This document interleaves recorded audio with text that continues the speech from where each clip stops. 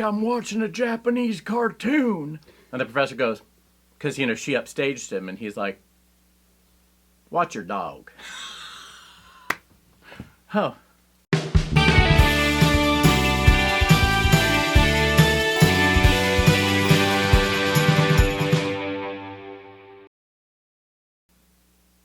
In the old days of journalism, and by that I mean like 3 decades ago, they referred to puff pieces and hatchet pieces.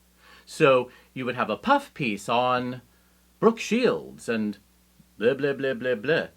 Or you would have a hatchet piece on, who, I don't know, Mrs. Thatcher and how she did this, that, and the other. This is not the same as journalism. It's more like an attitude that someone would take to the material. Frank Rich was the chief critic of the New York Times, and he was known as the butcher of Broadway.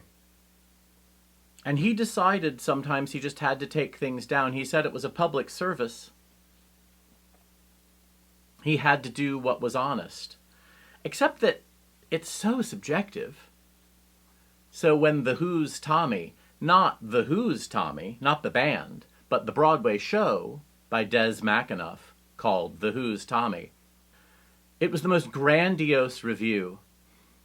Something, something, something, and Broadway, something, something, so not since the 40s, something, something, something, and pop music, and da-da-da-da-da, and the fusion of da-da-da-da-da-da-da. New paragraph. Until now. New paragraph. And then he launched into his review.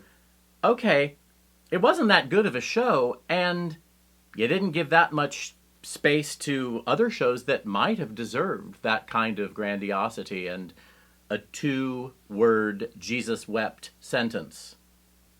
I was ushering with a friend of mine whose dad had worked for Time Life. And as we were greeting people, this was a person I ushered with a lot. As we were greeting people and taking them to their seats, I heard her say, "Frank!" Oh, it was Frank Rich, who had known her dad, who had published one of the Time Life pubs, one of the Time Life rags. He was the nicest guy. And they had a cordial exchange, and then she went back to seating other people. So, it's interesting. Your professional life and your personal life, you never know who's packing. You never know who's going to take you out, because they might be smiling at you. And that might be their most sincere personal self-expression.